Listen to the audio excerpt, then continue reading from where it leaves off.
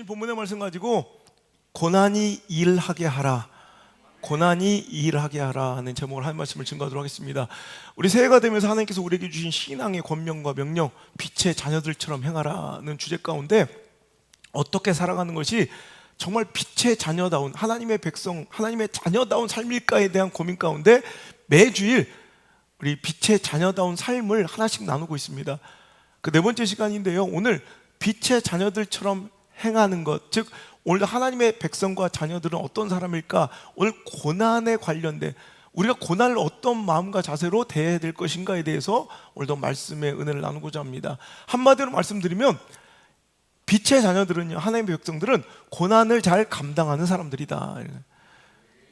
여러분, 오해하지 않아야 될 것은, 오늘 이제 교회 처음 나오신 분들도 계실 텐데, 빛의 자녀는, 하나님의 사람은 고난과 환난과 근심과 문제가 없는 자가 아니라는 거예요. 하나님은 그 사랑하는 백성들에게 고난을 주시지 않으므로, 형통함만 주심으로 받지 내가 너 사랑하는 거, 이렇게 그 사랑을 증거하시고 표현하신 분이 절대로 아니라는 거예요. 그러니까 하나님의 통치 스타일 아니에요. 야고보서 5장 13절에 너희 중에 고난 당하는 자가 있느냐라고 물어보신다고. 그는 기도할 것이요. 자, 보세요. 하나님께서 오늘 하나님 백성에게 자기의 뜻과 마음을 가장 적극적으로 계시하는 방법이 성경인데, 성경을 통해 그 백성들에게 묻는 거예요. 빛의 자녀들에게 말씀하시는 거예요. 혹시 너희 중에 고난당한 자가 있니? 라고 물어보신다는 건 무엇을 전제로 깔고 있는 거예요? 대전제가 이미 나와 있는 거예요. 하나님은 사랑하는 백성들에게, 그의 백성들, 빛의 자녀들에게 고난을 주신다, 안 주신다? 주실 수 있다, 없다? 주실 수 있다는 거예요. 빌립보서 4장 6절에도 아무것도 염려하지 말고 이렇게 권면하세요. 제발 염려하지 말라고 권면하신 이유는, 여러분, 우리에게 염려할 일이 생긴다, 안 생긴다? 생긴다는 걸 대전제로 깔고 있는 말씀이라는 거예요. 그죠? 오늘 여러분, 하나님께서 사랑하는 백성과 빛의 자녀들에게 고난을 주시지 않고 형통함만 주시는 분이었다면 이런 성경의 말씀이 필요가 없는, 여러분, 쓸모가 없는 말씀이에요. 하지만 오늘 이 말씀 1.1획도 틀림이 없는, 여러분, 이 성경의 하나님의 말씀의 계시가 오늘도 고난당하는 자에 대한, 혹은 근심하고 걱정한 자에 대한 하나님의 마음을 전하셨다는 건, 오늘도 우리는 충분히 우리 삶 가운데 고난도 당하고 슬픔도 있고 넘어짐도 있고 실패도 있고 가난도 있고 염려도 있을 것이고 시련도 있고 상실도 있고, 여러분, 고독함도 있고 누명도 있고, 이렇게 목사로서 답답함도 있어요. 다른 데 같으면 내가 집회 가면 아멘이 150번 터져서 벌써, 그죠? 여러분, 빛의 자는 고난이 없는 자가 아니다. 두 번째, 빛의 자녀는 고난을, 자, 고난이 있어요. 근데 그 고난을 피하거나 숨는 자가 아니라 오히려 고난을 감당하는 자다. 슬픔을 참아내는 자다. 베드로전서 2장 19절, 부당하게 고난을 받아도 하나님을 생각함으로 슬픔을 참으면 이는 아름답다. 여러분, 우리에게 고난도 찾아올 뿐더러 우리는 그 고난을 피하거나 숨는 존재가 아니라 그 고난을, 그 슬픔을, 그 아픔을, 그 시련을 받아내고 참아내는 존재들이라는 거예요. 오히려 21절에 이를 위하여, 이 목적으로 너희가 부르심을 받았대요. 우리가 고난과 환난과 시험을 참아낼 만한 자로, 감당할 만한 자로 우리가 부르심을 입어서 그리스도도 너희를 위하여 고난을 받아 너에게 본을 끼쳐 그 자취를 따라오게 하려 하신다라는. 그러니까 오늘 우리는 그 고난을 피하기는커녕 오히려 예수님을 쫓아 그 고난의 자취를 따라가야 되는 존재라는 거예요. 자, 빛의 자녀는 고난도 있고 그 고난을 피하는 것이 아니라 참고 견디고 감당하는 자이며, 그런데 결론은 그렇다고 결단코 빛의 자녀는 그 고난 때문에 넘어지거나 절망하거나 포기하거나 끝장나는 인생들이 아니라는 것, 그것을 충분히 감당하고 이겨내는 자가 바로, 무너지지 않는 자가 바로 빛의 자녀의 정체성인 줄 믿으시기 바랍니다. 오늘 본문에도 사람이 감당할 시험 밖에는 너희가 당한 것이 없다. 즉, 하나님께서는 우리에게 감당할 만한 시험만을 주셨으며, 하나님은 참으로 미쁘다는 것은 신실하고 틀림이 없다는 얘기예요. 감당하지 못할 시험을 우리에게 허락지 않으세요. 오늘도 우리가 참 버겁고 어려운 시험이지만 우리가 감당할 시험을 주신 거예요. 감당할 만한 시험을 주신 거예요. 우리 또 학교도 있지만 초등학교 1학년한테 2차 방정식 문제 시험을 내지 않는다고. 안 먹히나?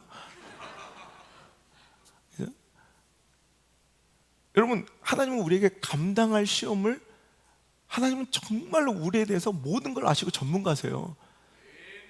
내 평가, 내 결정에 하나님은 분명히 감당할 수 있는 시험을 주시고, 또 소망이 있는 것은 또 시험 당할 즈음에 또한 시험만 주시는 것이 아니라 뭐예요?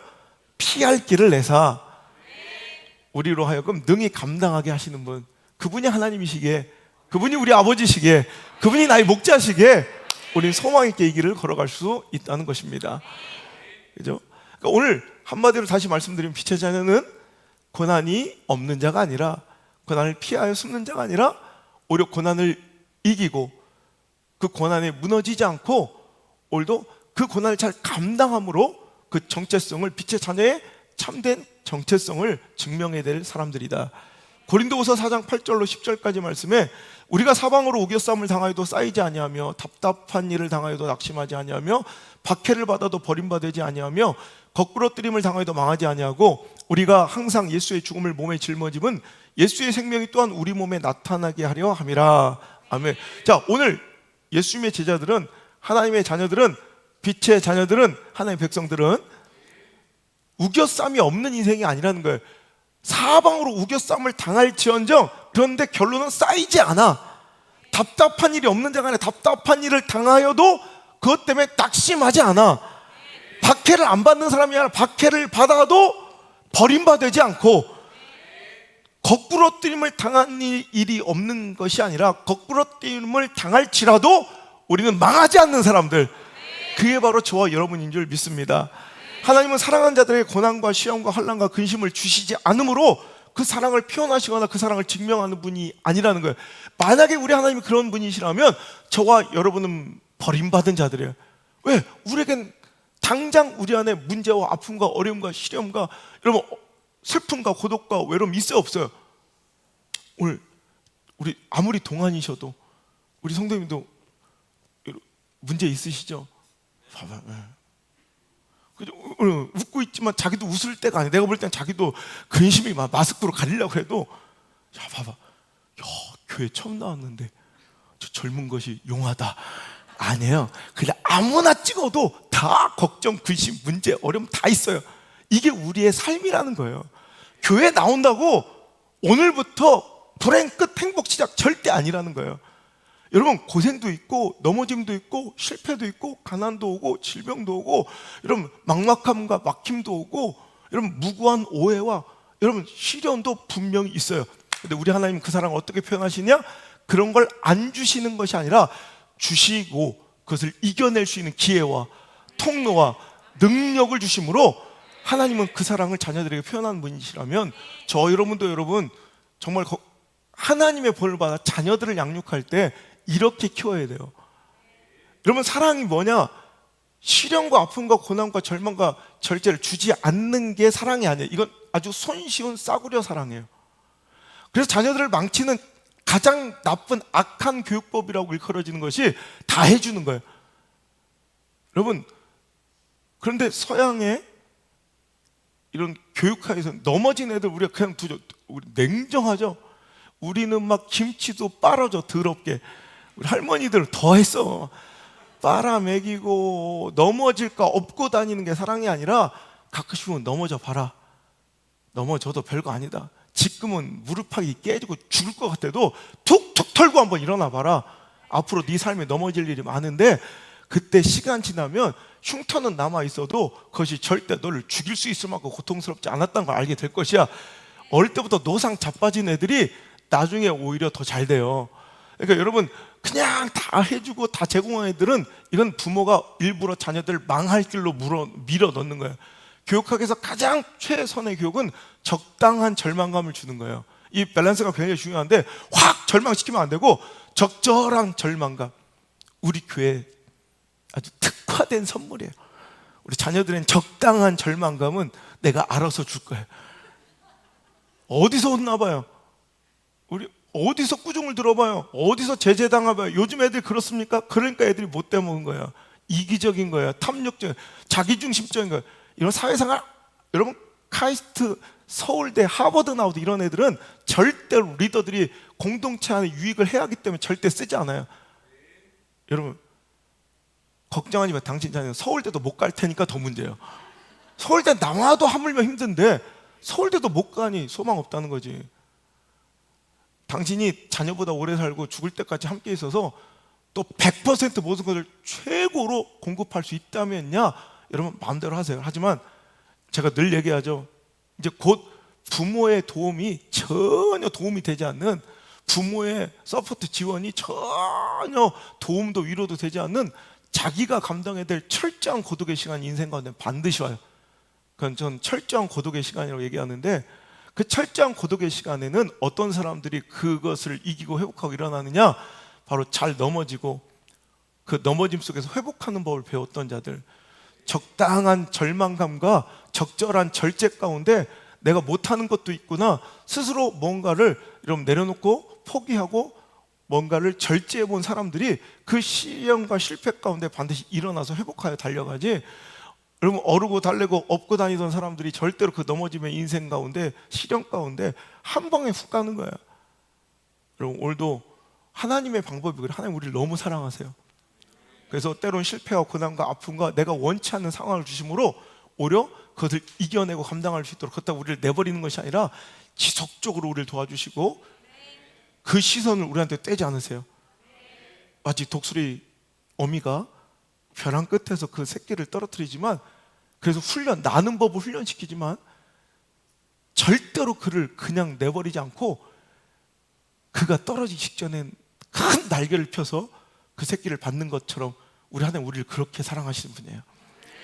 오늘도 여러분 시험이 닥쳤을 때, 혹은 과거의 처절한 실패와 아픔 때문에 오늘까지 아파하고 있는 내 마음 한구석탱에 정말 다시는 보기 싫은 끔찍한 흉자국처럼, 여러분 그 시간이 여러분 감속에 아직도 응어리져 남아있는 분들이 있다면 오늘 이 말씀을 잘 들으시고, 그 고난과 실패와 시련과 배신 때문에 여러분 절대로 실망하거나 포기하지 마세요. 오히려 그 시련과 아픔과 고난이 우리 삶 가운데 긍정적으로 작용하여 하나님의 의도대로, 목적대로 우리 삶을 더 풍요하게 만들어줄 때가 훨씬 더 많다는 거예요. 그래서 오늘 말씀의 제목이 뭐예요? 고난이 일하게 하라.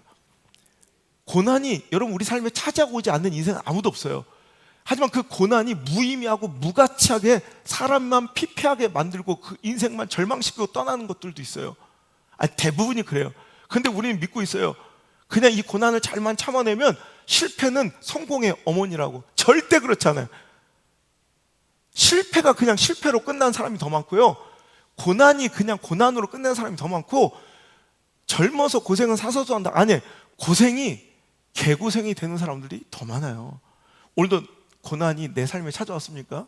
그 고난을 잘 활용해서 고난이 내 삶 속에서 하나님의 의도와 목적대로 선하게 작용되고 여러분 일하기를 주의 이름으로 소망합니다.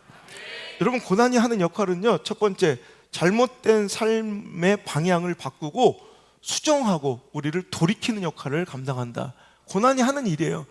고난이라는 녀석은 우리에게 찾아오면 참 불쾌하고 서로 좀 당황스러워요. 이런 친구는 안 만났으면 좋겠어. 근데 이 고난이 오면 우리 삶 가운데 어떤 일을 하냐면 잘못된 인생의 궤도를 수정시켜줘요.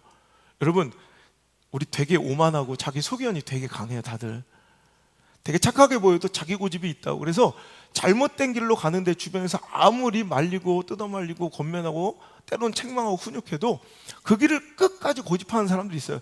몰라서 그런 사람들도 있고, 그 길이 옳다고 주장하면서 그 길을 옳은 줄 착각한 사람도 있지만, 실은요 알면서도 그 길을 멈추지 못하고 돌이킬 용기가 없어서 그 결단의 기회를 잡지 못하고 꾸역꾸역 잘못된 길로 가고 있는 인생의 궤도가, 여러분 한번 우리 지난날을 잘 생각해 보세요. 언제 수정되든가요? 언제 단호하게 돌이켜지든가요? 언제 제대로 가야 할 곳으로 여러분 가게 되든가요? 바로 고난이 찾아왔을 때 그래요. 탕자가 그랬죠. 탕자의 고난과 실패는 오히려 복입니다. 여러분, 돼지나 먹는 쥐염 열매조차도 주는 자가 없는 이 처절한 실패와 철저한 고도, 그 좋았던 친구들 다 떠나버렸던 그 시간은 탕자에게 있어서 불행한 저주의 시간이 아니라 오히려 그로 말미암아 아버지의 집을 기억하게 하고 아버지의 품으로 돌이킨 역사적인, 여러분, 그 인생의 한 획을 근 귀하고 소중한 축복의 시간이었습니다.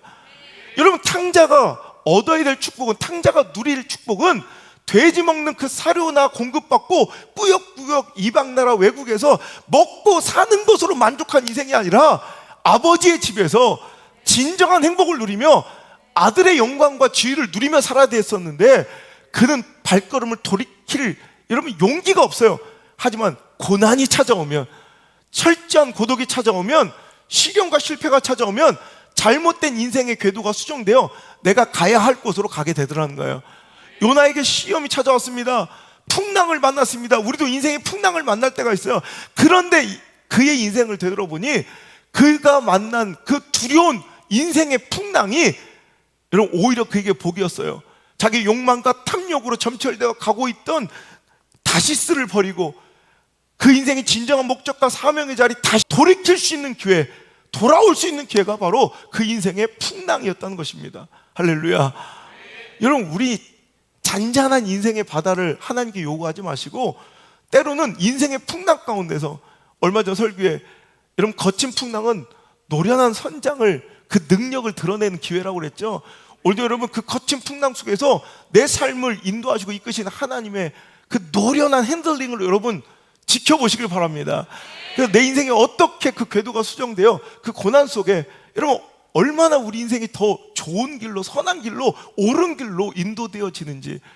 여러분, 제 인생이 그래요. 안성 목사의 인생의 고통과 실패와 좌절과 절망과 막힘의 시간은 오히려 저에겐 선물, 가장 소중한 선물이었습니다. 만약에 제가, 여러분, 제 목적대로, 내 원래 성격대로, 내 원래 계획대로, 내가 꿈꾸던 꿈대로 모든 것이 이루어지고, 여러분, 그렇게 했으면 전 오만한 삶의 모습으로 지금 이 자리에 절대로 이 자리까지 찾아올 수가 없어요. 고난은 저의 내비게이션이 되었어요.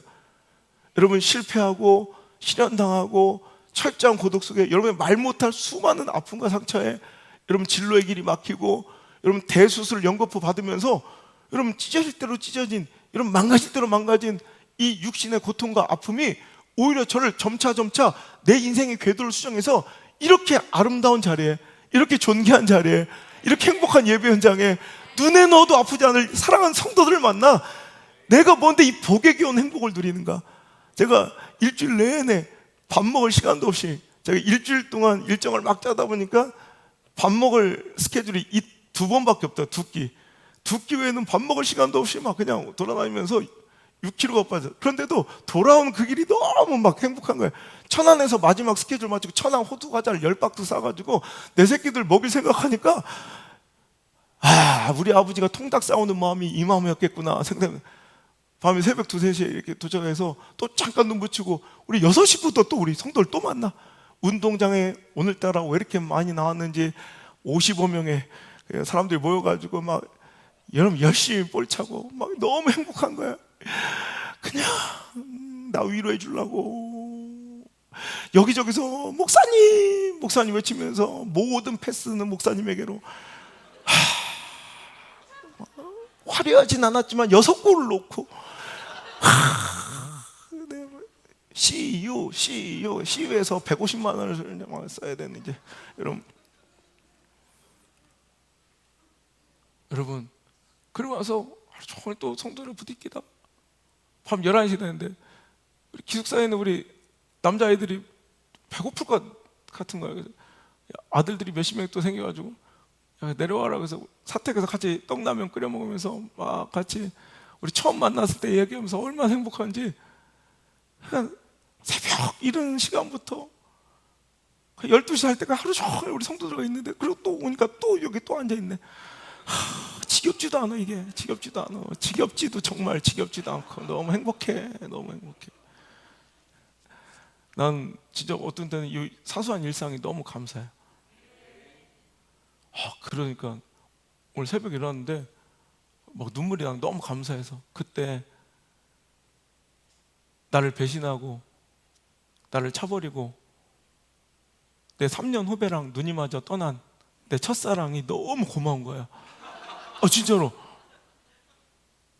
그 여인이 아니었다면 내가 이쪽으로 올 수가 없어. 여러분, 한두 번도 아니고 오진에 오진을 반복하며 내 몸을 완전히 상하게 만들고 고름이 꽉 차도록 방치한 그 의사놈이 더 이상 의사놈이 아니라 귀한 의사 선생님이시더라고. 너무 감사한 거예요. 여러분, 막 그렇게 뒤를 졸졸 따라했던 그 수많은 친구 후배들이 여러분 지휘 속으로 막 배신하고 등 돌렸던 그 시간들이 오히려 너무 감사한 거예요. 샤워를 하는데 내 배를 온통 덮고 있는 그 끔찍한 칼자국들이 너무 감사한 거예요. 이 하나하나가 다 나를 이 기쁨을 누리도록 인도해 준 너무 고마운 내비게이션이었더라고요.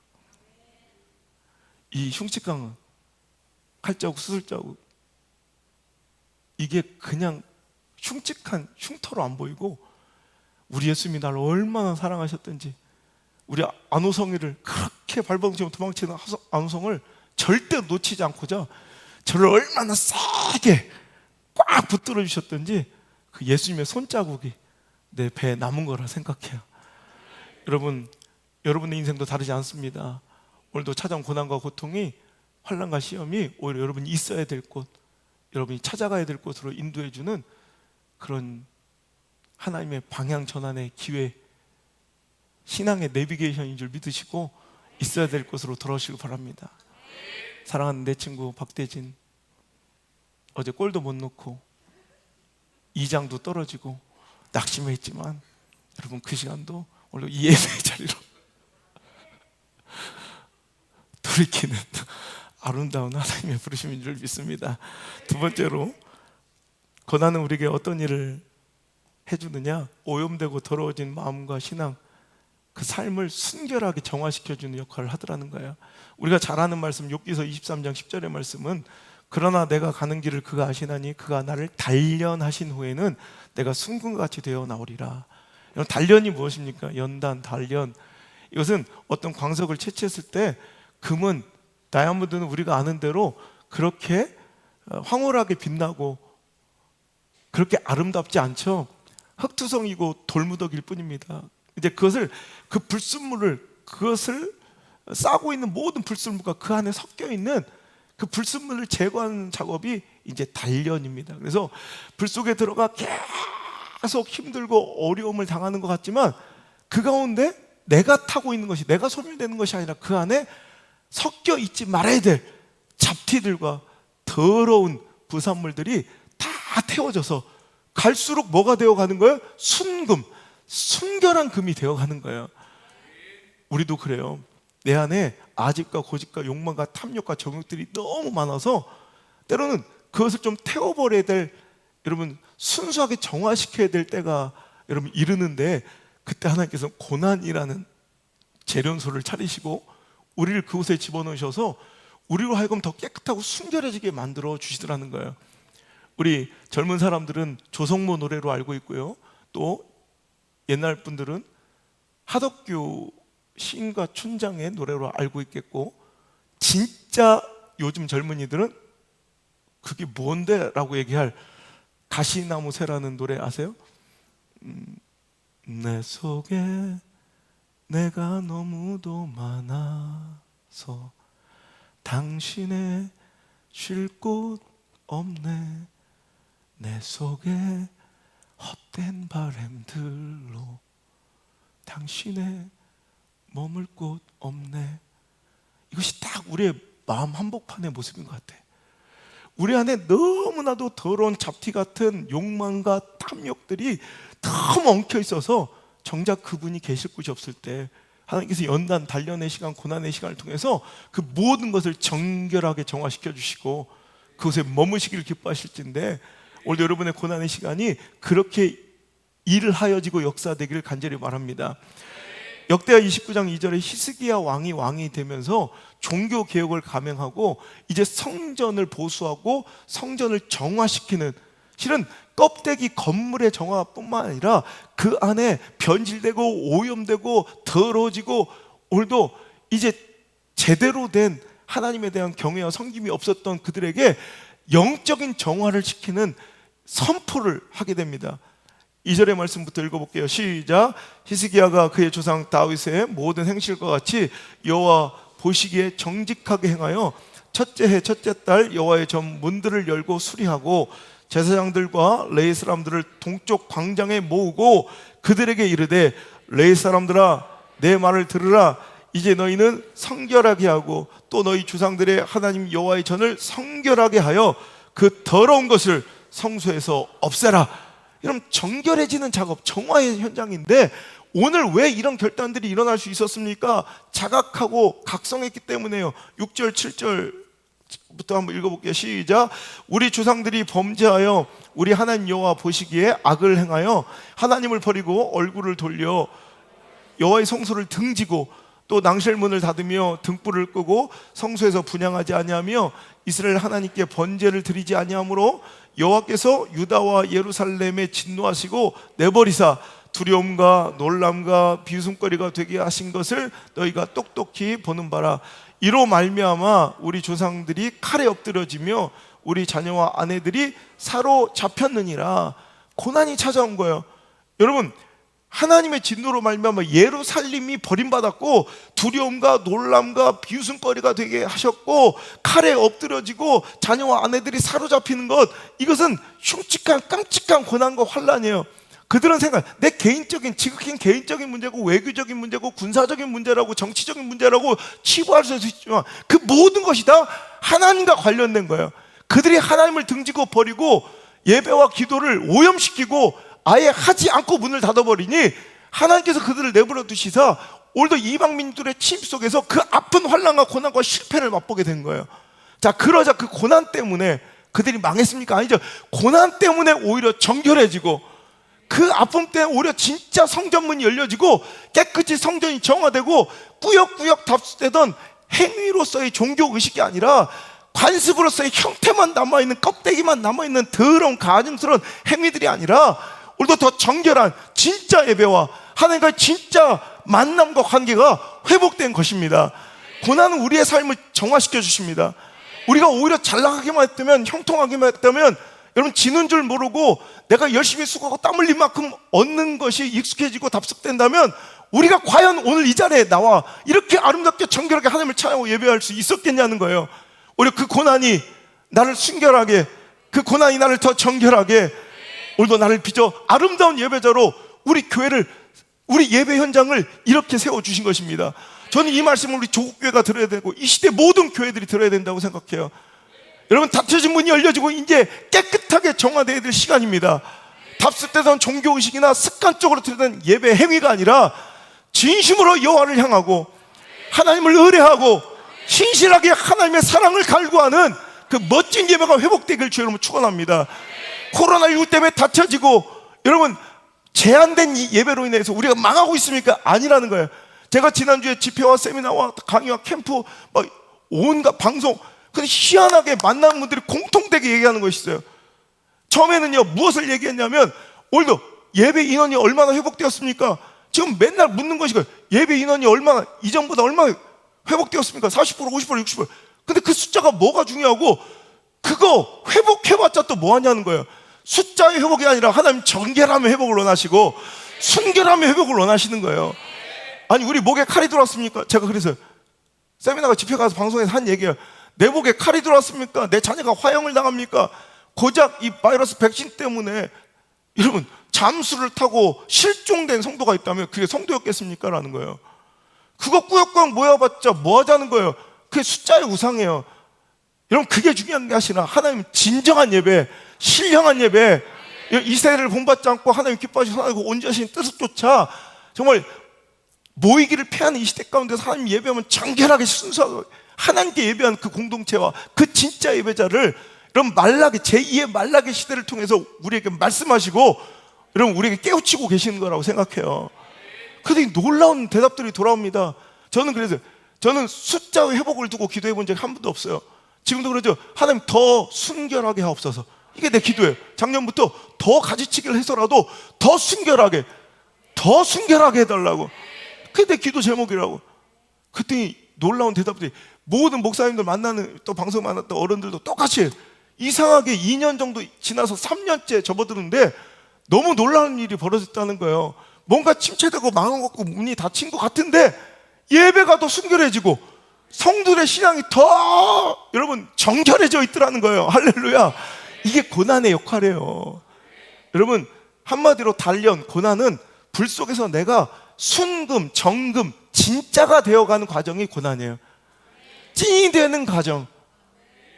여러분, 그냥 박수만 받고 환호만 받는 사람은 절대로 리더가 될 수 없어요. 진짜는 어디서 시작되느냐? 고난과 시련을 이겨가며 찐이 되어가는 거예요. 찐 그리스도인, 찐 예배. 여러분, 우리의 삶이 고난 통해 더 정결하고 순결해져서 아름답게 되시기를 주님으로 축복합니다. 세 번째 고난의 역할은 바로 오히려 그 고난 때문에, 그 약함 때문에 우리가 더 침체되고 망하고 절망하는 것이 아니라 오히려 고난, 그 약함이 우리를 더 강해주는 거, 더 풍족하게 해주는 거, 더 존귀하게 해주는 거. 이게 바로 강함의 역할이라는 거예요. 여러분, 사도 바울은 육체의 가시, 사탄의 사자라고 이름 붙일 만큼 몸에 엄청난 질고와 질병이 있었다는 거예요. 그 고통 때문에, 여러분, 우리는 뭐예요? 하나님께 은혜를 구하잖아요. 기도할 때 하나님, 은혜는 뭐예요? 하나님, 내 안에 이런 고통과 고난이 없어지게 해주세요. 떠나가게 해주세요. 우린 이걸 은혜라고 생각해요. 그죠? 그랬더니 하나님 뭐라고 대답하는지 몰라요? 고린도후서 12장 7절부터 읽겠습니다. 시작. 여러 계시를 받은 것이 지극히 크므로 너무 자만하지 않게 하시려고 내 육체의 가시 곧 사탄의 사자를 주셨으니 이는 나를 쳐서 너무 자만하지 않게 하려 하심이라. 이것이 내게서 떠나가기 위하여 내가 3번 주께 간구하였더니 나에게 이르시기를 내 은혜가 내게 족하도다. 이는 내 능력이 약한 데서 온전해짐이라 하신지라. 그러므로 도리어 크게 기뻐함으로 나의 여러 약한 것들에 대하여 자랑하리니 이는 그리스도의 능력이 내게 머물게 하려 함이라. 아멘. 오늘 사도 바울의 고백은 뭐예요?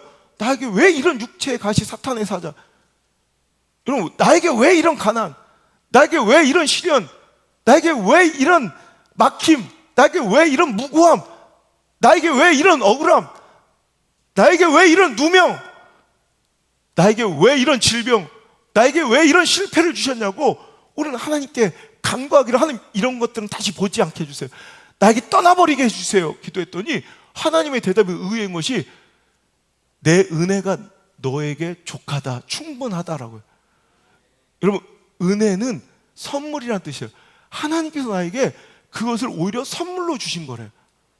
그러면서 그 의미를, 그 고난이 하는 일을 알려주시는데, 고난은 나를 쳐서 자만하지 않도록, 즉 겸손하게 하나님 곁에 묶어둬서 다른 데로 그 궤도를 이탈하지 못하도록 안정적으로 잡아주는 선한 역할도 할 뿐더러 또한 나의 능력이 그 약한 데서 온전해질 것이다. 즉 하나님께서 우리에게 세우신 계획과 뜻이 있는데 그 계획과 뜻이 언제 어떻게 완성되냐면 오히려 실패와 아픔과 고난을 통해서 하나님의 계획과 하나님의 능력이 완성된다고 하시며, 요셉처럼 말해요.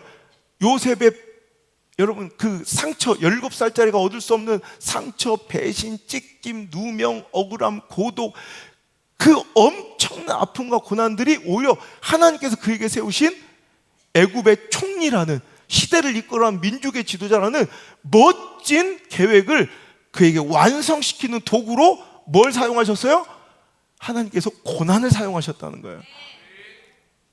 여러분, 사도 바울에게도 고난을 주셔서 오히려 하나님의 일을 이루시고 그 약함을 통해 하나님의 능력이 오히려 그에게 임하는 통로가 되게 하시며 그 약함을 통해 하나님의 계획을 이루어 가신다 그러시자 이제 그가 10절에 마지막으로 고백, 그러므로 결론, 내가 그리스도를 위하여 약한 것들과 능력과 궁핍과 박해와 곤고를 기뻐하노니 이는 약한 그때 강함이군요.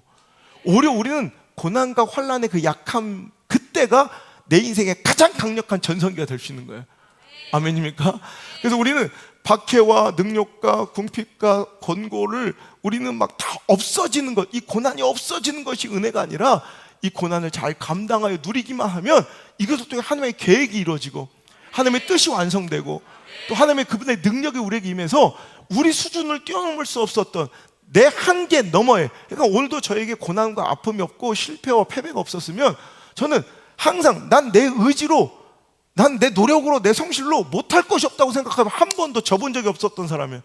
근데 내 수준으로 살았으면 난 기껏해야 지금 대기업에 부장쯤 돼 있는 거예요.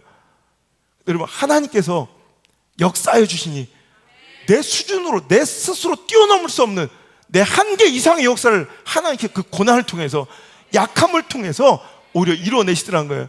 그러니 나에게 약함이 곧 강함이고, 여러분, 사도 바울은 이전까지는 그에 대한 약함과 고난에 대한 인식은 이런 건 짜증나, 없어졌으면 좋겠어라고 생각했던 사람이 오늘도 이 말씀을 들음으로 그는 이제부터 완전히 변하여 그 고난과 약함들을 자랑하고 오히려 기뻐 받아들이고 있더라는 거예요. 오늘 여러분 이 자리에 들어오시기 전에, 여러분 이 예배 현장에 들어오시기 전까지는 여러분의 찾아온 실패와 아픔과 가난과 질병이라는 이 모든 침체의 고난이 짜증나고 불쾌하고 떠나가야 될 대상으로 인식하셨다면 오늘도 이 말씀을 듣는 순간부터 사도 바울처럼 여러분의 가치관이 바뀌고 인생관이 바뀌기를 주 이름으로 축원합니다. 고난을 바라보는 시각과 시선이 바뀌기를 주 이름으로 축원합니다. 뭐라고? 고난을 기뻐하고 자랑하며 감당해내는 거예요. 그 고난 때문에 이루실, 즉 고난이 내 삶 속에서 역사에서 이루실 놀라운 역사를 기대해 보자는 거예요. 여러분 알거냐? 롬 8, 28 우리가 너무나 좋아하는 로마서 8장 28절, 우리가 알거냐? 하나님을 사랑하는 자 곧 그 뜻대로 부르심을 입은 자들에게는 모든 것이 싹 다 합력하여 결국에 선을 이루, 선한 결과, 종국의 최종의 하나님의 선한 열매로 맺혀진다는 거예요.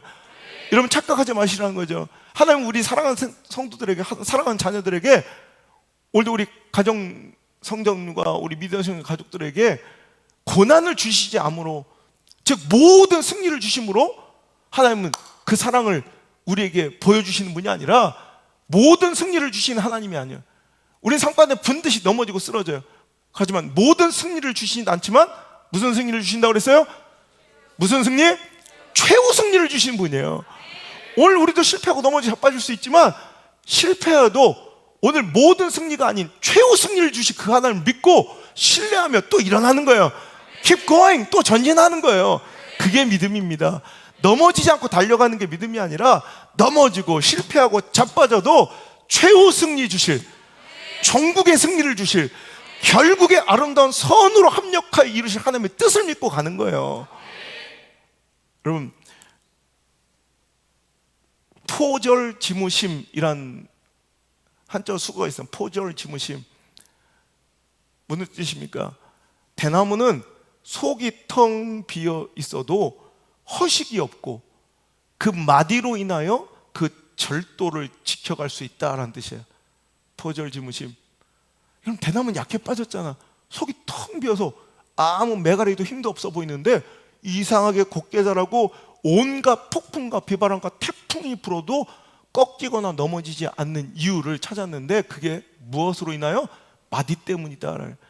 여러분, 대나무의 생장과 생명력과 강함의 근거는 마디예요.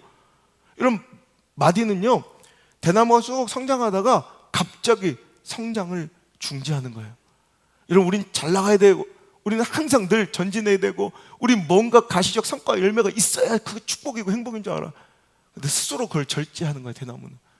쭉 지금 내가 뛰쳐나가지 않으면, 내가 막 달려나가지 않으면 내가 뭔가 뒤처질 것 같고, 뭔가 내가 침체될 것 같고, 내가 뭔가 망할 것 같아. 두려워서 우리는 가만히 있질 못해. 난 오늘 이 시대 성도들뿐만 아니라 시대적, 여러분, 이 문명의 위기들 가운데 가장 참혹한 모습이 쉴 줄 모르는 거예요. 가만히 있을 줄 몰라. 뭔가 해야 돼. 안 하는 걸, 뭔가 안 하는 걸 죄처럼 여기면 막 미친 듯이 막 쥐새끼처럼 막 뭐라도 해야 돼. 막 토끼새끼처럼 막 안 되면 귀라도 다듬고 막 뭐라도 막 불행해 보여. 이게 불안해서 그래요. 막 뭐라도. 저는 사자처럼 살아야 되는. 사자는 그건 막 움직이죠. 200kg 되는 육중한 그 몸을 일으키는 것도 힘겨워 보여. 할 일 없어 보이고 되게 무료해 보이고 게을러 보이고 태어난 김에 사는 것 같아. 근데 그놈이 타겟이 탁 정해지고 목적이 탁 정해진 순간까지는 모든 힘을 응축해 있다가 팍 튀쳐나가면 200kg의 숫사자가 여러분 시속 60에서 80km로 달려요. 어마어마한. 여러분 대나무가 그래요. 대나무는 쭉 자라기만 해도 지금 모자랄 것 같은, 뭔가 뒤처지지 않으려고 뭔가 달려가야 될 것 같은데 멈추는 거야. 그래서 그 모든 에너지와 모든 양분을 다 안으로만 스며들게 집중하여 그 밀도를 높이는 거예요. 쭉 자라날 그 모든 영양분과 에너지를 쫙 안으로만 스며서 밀도를 높여버리니까 거기에 흉측한 두꺼운 마디가 생긴 거예요. 근데 그 마디 때문에 그 성장이 멈추고 뭔가 침체되고 실패한 것 같았던 그 순간, 그 인내했던 그 고통의 순간들, 그 마디 때문에 결국 이 대나무는 어떤 비바람에도 꺾이지 않고 끝까지 곧게 자랄 수 있는 힘을 거기서 얻고요. 대나무도 생장하고 성장해야 될 텐데 그 대나무의 모든 생장점이 되는 것이, 모든 번식의 그 시작이 되는 가지를 치거나 새순을 내는 그 모든 것이 그 마디에서 시작돼요.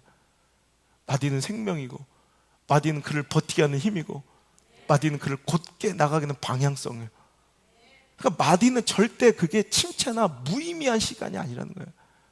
한 성도님이 엊그저께인가 문자를 보냈어요.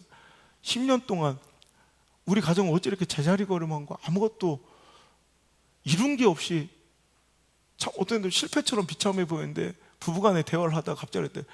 야, 그래도 그 시간 때문에 우리가 우리 교회를 만났잖아. 우리 목사님 만났잖아. 그러니까 너무 행복하더래. 그래서 그 고백을 내 첫사랑보다 더 길게 문자로 보내서 읽다가 말았는데 하여튼 감동적이더라고. 꽤나 자기는 침체 그 시간이 무의미하고 무가치한 시간인 줄 알았는데 보니까 그때 응축되고 있었던 거예요. 에너지가 모두어지고 있었고 내 삶의 영적 밀도가 높아져서 휘청거리지 않고 곧게 그분께로만 내 삶과 마음의 방향이 여러분 뻗어나갈 수 있고, 모든 생명의 잉태와 모든 내 진짜 능력의 시작이 거기서 발원될 수가 있었다는 거예요.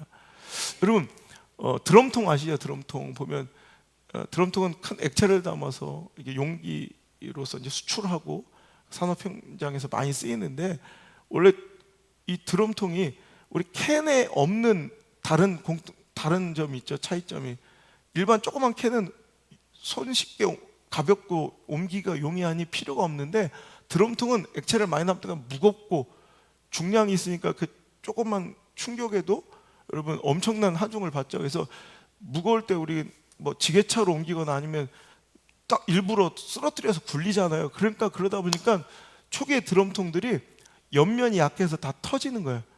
그 철이 조금만 딱 찍히면 팍 다 용액이. 그래서 그런 일이 부지기수의 실패와 엄청난 손해를 봤다는 거죠. 그때 누군가가 그냥 대나무를 보고 그 드럼통에다가 마디를 그냥 누군가 이렇게 접어서, 여러분 뱃살처럼 이렇게 좀 접어서 두른 거예요. 혹시 이게 어떤 물리적 계산을 통해서 한 게 아니라 그냥, 야, 대나무가 저 마디 때문에 강한데 그럼 저 매끈한 저 통에 오히려 주름을 접으면 오히려 더 낫지 않을까? 그 주름을 몇 개 접어 넣었더니 물리학으로 계산해 보니까 글쎄 그 강도가 4배나 세진 거예요. 여러분 어떤 때는 고난은 내 삶의 굴곡이에요. 그것만 없으면 내가 딱 멋지게 또 더 약하고 잘 나갈 수 있었을 것 같은, 어쩌면 내 삶에 보기 싫은 흉터예요. 그런데 그것 때문에 여러분이 강하고 있다는 거, 더 강해지고 있다는 거 여러분 믿으시기 바랍니다. 그래서 그 상처가 여러분 절대로 흉이 되지 말고 먼 미래 멋진 무용담과 여러분 멋진 승리의 간증이 되는 여러분 되시길 주의 이름으로 축복합니다. 손태영이라는 한 사람이 있습니다. 저보다 20년 선배니까 지금 이제 70이 다 돼가겠네요. 불행히도 태어날 때 3살 때 소아마비에 걸려서 그냥 정도가 아니라 중증의 이제 장애를 얻게 되고, 소아마비 아시죠? 이렇게 다리를 완전히 질질 끌며 절게 되는 그런 중증의 장애를 얻게 됩니다. 학교를 들어갔는데 지금처럼 우리가 이렇게 장애우에 대한 시선이나 이 인권을 이렇게 잘 성숙하게 대하지 못했던 때잖아요. 옛날은 더 그랬죠. 저보다 뭐 연세가 20년이나 더 앞서신 분이니까 얼마나 힘들었겠어. 그 시절에 장애를 갖고, 중증의 장애를 갖고 학교를 다닌다는 거. 그랬더니 아들한테 맨날 놀림을 당하고, 초등학교 5학년 때 학교 끝나고 집에 오는 길에 동네 꼬맹이, 자기보다 훨씬 더 어린 동네 꼬맹이들이 개를 쫓듯 돌멩이를 집어던지며 저 절름발이 막 그런 막 그냥 놀리는 그 아픔에 너무 고통스러운 거예요. 그래서 집에 들어온 우리 손태영 어린이는 엄마한테 때를 씁니다. 다시는 지옥과 같은 학교 가기 싫다고. 집 바깥에 나서면 자기는 병신 소리 들어야 되고 절망적인 시선의 폭력과 놀림을 당해야 되는 게 끔찍하기 싫어서 그때부터 그 소녀는 학교를 다니지 않아요. 그냥 집에만 갇혀 있는 거예요. 세상을 향한 분노와 부모님에 대한 원망으로 이를 갈며 그는 그 슬픔과 아픔에, 상처에 매몰되어 그냥 방구석에 갇힌 거예요. 평생을 분노하고 절망하며 낙심하며 원망하고 사는 그 아들을 옆에서 지켜봐야 되는 엄마의 마음은 어떻겠습니까? 맨날 죽고 싶다는 말을 입에 달고 살고 부모님을 오히려 원망하고 세상을 향한 절규와 분노를 써내는 그 아들을 보다가 참다 못한 엄마는 결단합니다. 그래, 네 말이 맞을 수도 있다. 엄마랑 같이 죽자. 그는 극단적인 결심을 하고요. 엄마와 손태영, 이제 23살이 되어버린 손태영 청년은 극단적인 선택을 벌이려 할 때 갑자기 기가 막힌 그 타이밍에 누가 문을 막 두드리는 거예요. 너무 막 귀찮아 죽겠는데 도저히 그 문을 열어보니까 저기요, 어느 교회에서 나왔는데요, 예수 믿으세요. 예수 됐다고. 근데 그 전도자의 한 분이 툭 던진 말 한마디가 귀에 꽂힌 거예요. 예수님 믿으면 모든 문제가 해결됩니다. 에? 야, 예수만 믿으면 내가 모든 문제가 해결돼. 난 아무것도 필요 없고 내 아들만 좀 사람답게 살 수 있었으면 하는 마음에, 정말요? 예수만 믿으면, 내가 교회만 가면 그런 모든 문제가 해결된다면 내가 그거 못하겠냐. 그 죽을 힘으로 교회를 그날부로 따라 나섭니다. 예배를 드리면 이제껏 맛보니였던 위로와 평강이 그 마음에 찾아오고, 매일같이 하루도 빼놓지 않고 그 어머니는 자기 아들 태영이를 위해서 하나님, 내 아들을 붙잡아 주시고 내 아들을 변화시켜 주시고 내 아들 좀 살려달라고 매일같이 눈물로 기도합니다. 그 눈물의 기도가 하늘에 닿았는지 하나님 역사를 시작하셨고, 방에 갇혀 세상을 등지고 원망과 절규와 분노로 살았던 이 손태영 청년의 마음에 뭔가 빛이 들어오기 시작했어요. 나도 뭔가를 해보고 싶은 마음. 그래서 교회를 따라 나섰어요. 그리고 예수님을 영접했어요. 예배를 드리면서 그가 분노와 절망 대신 세상을 향한 이 원한과 포기의 마음 대신 뭔가 하늘의 꿈과 소망이 보이기 시작하며 나도 뭔가 할 수 있겠다는 마음이 들기 시작해서 초등학교 5학년 학력이 전부인 23살짜리 초등학교 졸업장도 없는 자가 그때부터 검정고시를 한 거예요. 중등을 마쳤습니다. 고등을 마쳤습니다. 대학 입학과정을 패스했습니다. 그래서 그가 충북대학교 법학과에 입학을 했고요. 그의 인생은 180도 변화요. 총신대, 숙명여대, 홍익대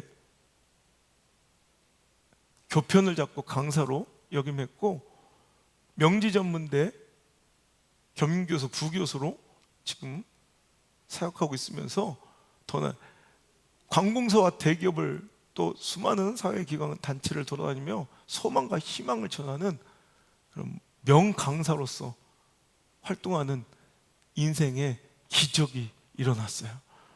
그래서 지금 충북대학교 역사상 가장 훌륭하고 위대한 인물로 안호석 목사와 손태영 씨가 기록되었으면 좋겠다는 이런 작은 바람과 소망이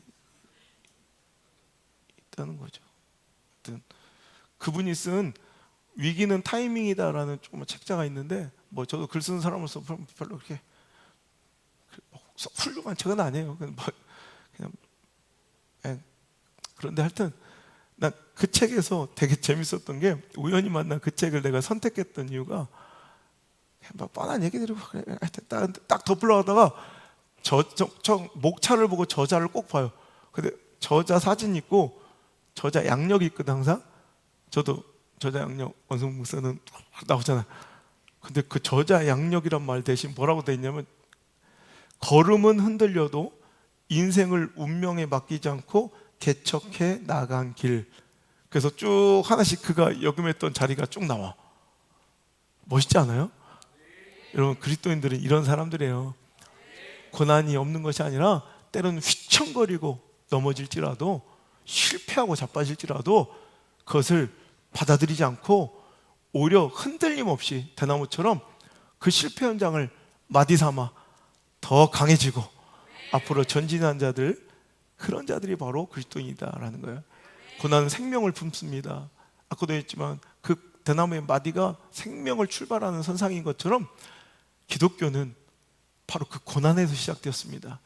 예수님의 고난, 그 흠없는 분이 일부러 우리를 위해 고난 받으심으로 우리가 생명을 얻고, 우리가 생명을 얻고 나음을 입은 것, 이게 기독교입니다.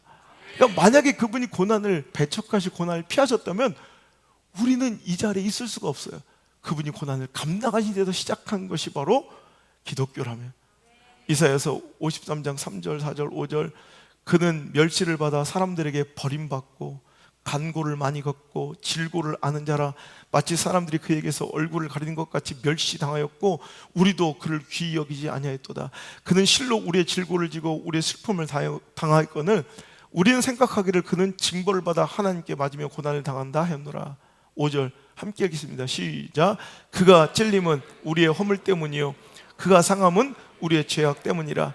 그가 징계를 받음으로 우리는, 그가 채찍에 맞음으로 우리는 나음을 받았도다. 아멘. 예수님은 이 육체의 고난을 받기 싫으신 거예요.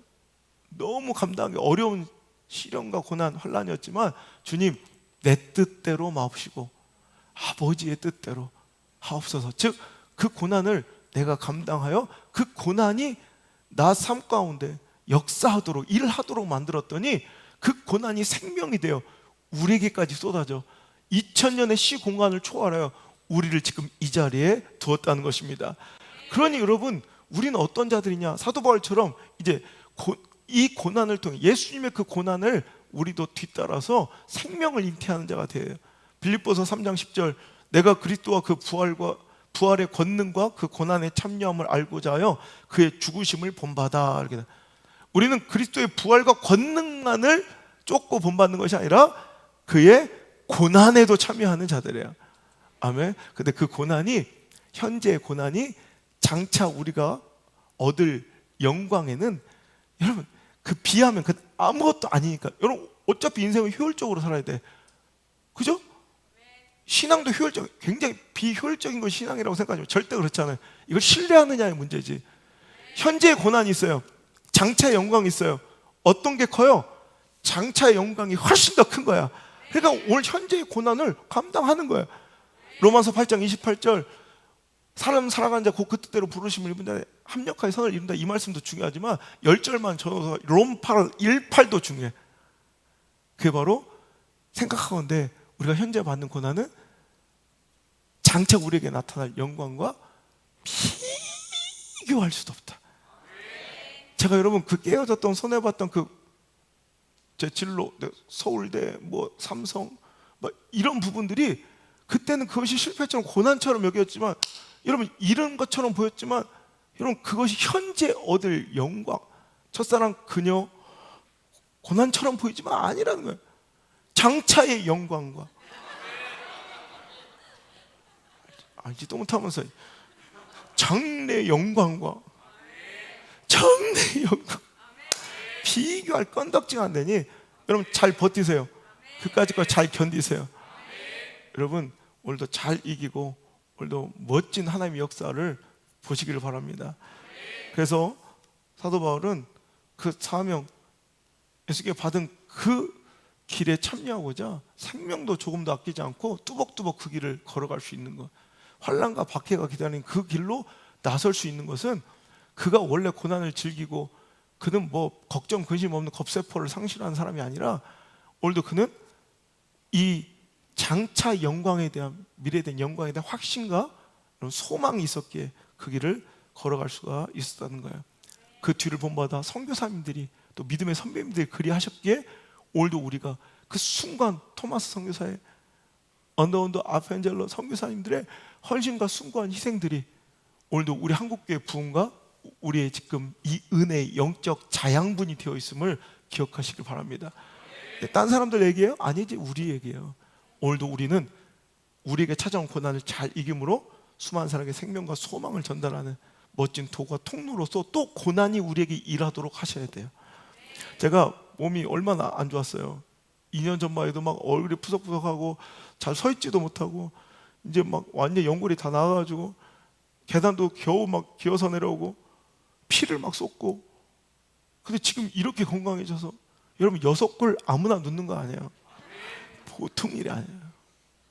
더블 해트트릭은 이거 박대진 같은 사람은 꿈도 꿀 수 없는.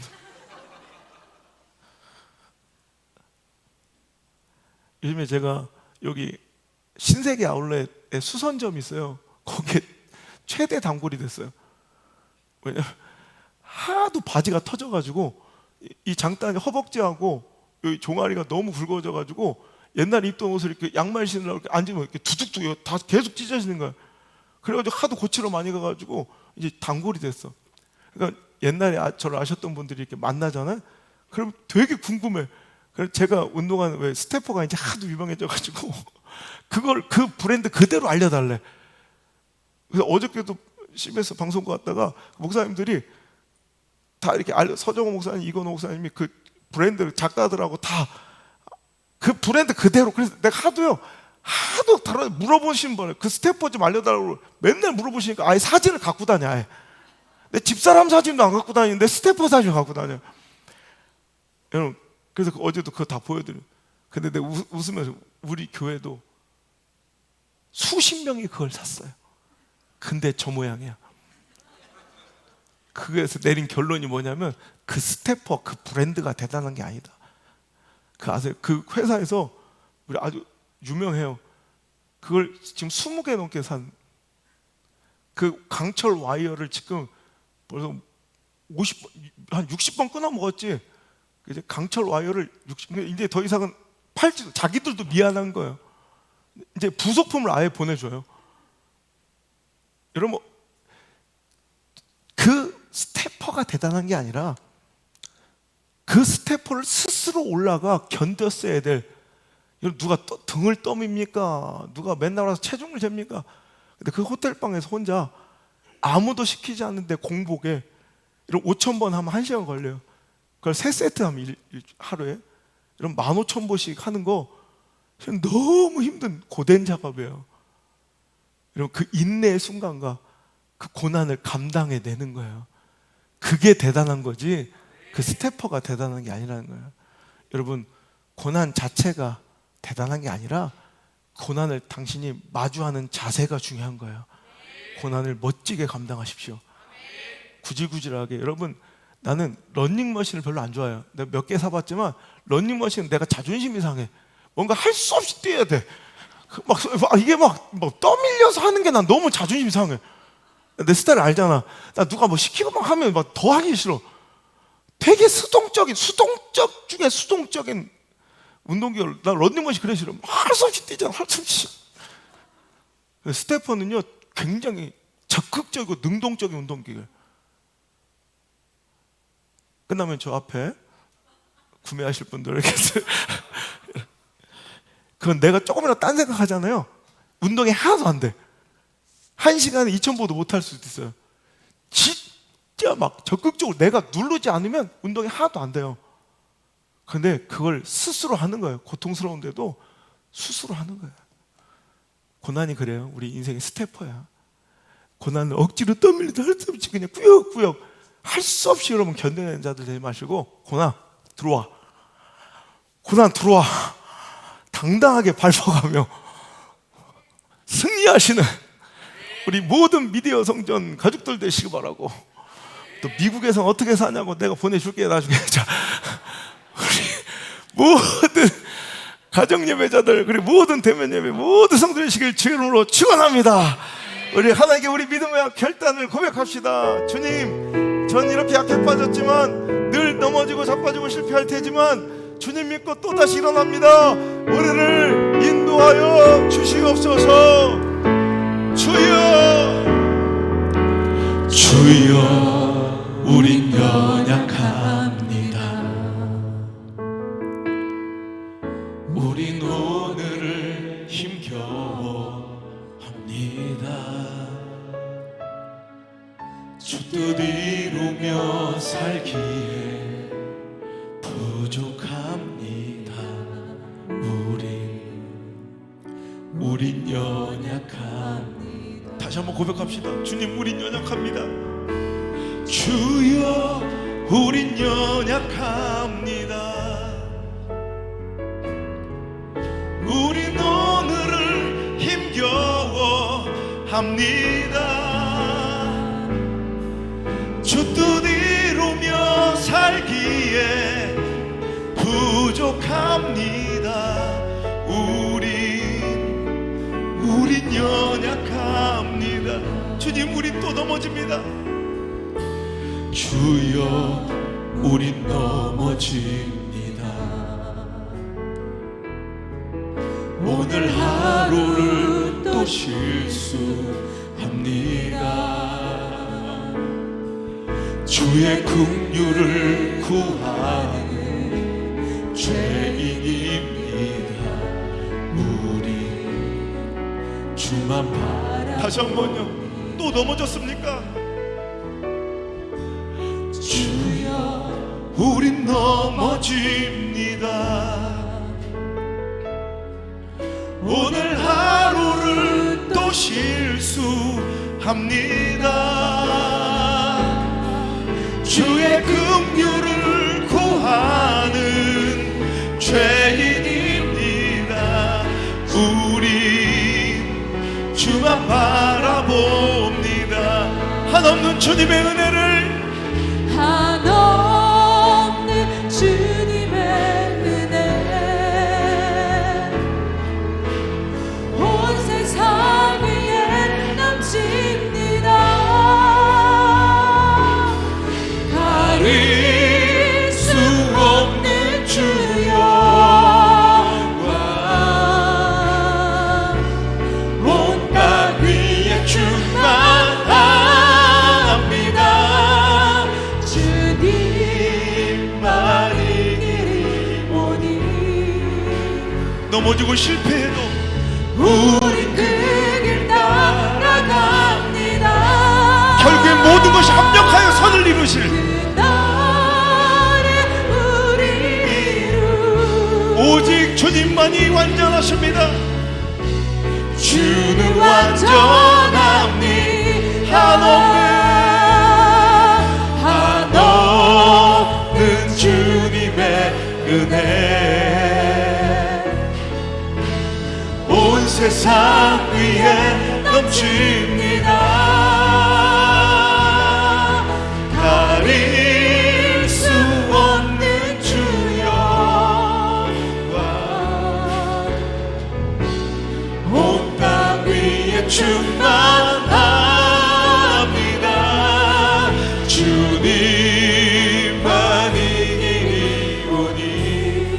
넘어지고 실패하고 자빠져도 우린 다시 일어나 그 길을 따라갈 것입니다. 언젠가 그날에 완벽하게 선을 이루실 오직 주는 완전한 마지막으로 다시 한번 한없는 주님의 은혜, 한없는 주님의 은혜 온 세상 위에 넘칩니다. 가릴 수 없는 주여 온 땅 위에 충만합니다. 주님만이 오늘 실패하고 넘어지고 낙심하여도 우린 그 길 따라갑니다. 그날에 우리를 이루신 주는 완전합니다. 오직 주님이 완전하심을 신뢰하며 인정하게 도와주옵소서. 하나님 주신 그 모든 것이 선하시며 하나님이 인도하신 그 섭리가 옳음을 인정하게 하옵소서. 하나님이 내 기준 되어주시고 주여 그 기준 그 인도하신 계획에 주여 우리를 굴복시켜 주옵소서. 고난이 그 자체가 부정적인 것이 아니라 고난을 통해 일하시는 하나님의 놀라운 역사도 있음을 배웠습니다. 이제 고난을 통해 우리를 더 정결하게 하시고 우리의 삶의 궤도를 옳은 길로 돌이키시며 우리를 더 강하고 존귀하게 만드시는 하나님의 그 손길을 믿으며 오늘도 신뢰하며 그 실패 현장에서 우뚝 다시 일어서게 하시고 그 절망의 자리를 툭툭 털고 일어나 희망으로 내딛게 하여 주옵소서. 2022년도는 그런 한 해가 되길 원합니다. 넘어진 그 자리가 우리 인생의 결말이 되지 않게 하시고 종착역과 오늘도 마침표가 되지 않게 하시고 오늘 다시 일어나 전진하며 주님께서 이루실 푸른 초장과 쉴만한 물가의 은혜를 만끽하는 한 해가 되게 하여 주옵소서. 이제는 그 고난을 기쁘게 감당하시며 우리가 생명을 나눠주신 예수님의 은혜와 나보다 나를 더 잘하셔서 고난이라는 은혜까지도 정확하게 선물하여 주시는 내 아빠 아버지 하나님의 크고 놀라우신 때로는 이해 못할 큰 사랑과 나를 고아처럼 과부처럼 내버려 두지 아니하시고 나와 동행하시며 함께 하시며 늘 따뜻한 그 손길로 나를 위로하시고 붙잡아 주시는 보혜사 성령님의 그 아름다운 손길이 인도하심이 오늘 이제 나와 고난을 피하고 숨을 것이 아니라 고난을 잘 감당하며 고난을 통해 아버지 하나님의 뜻을 이루기로 하나님의 그 놀라운 계획이 완성되기를 기대하며 고난이 내 삶 속에서 긍정적으로 잘 일하게 오늘도 내 마음을 열고 하나님을 더욱더 신뢰하고 의지하기 시작한 모든 성도들의 머리 위와 우리 가정성전 예배자들과 모든 미디어 성전 가족들 모든 삶 가운데 그 실패와 처절한 아픔의 현장에 이제부터 떠나가지 마시고 1초도 떠나가지 마시고 1토도 떠나가지 마시고 영원토록 함께 계시기를 간절히 또 간절히 축원하옵나이다. 아멘.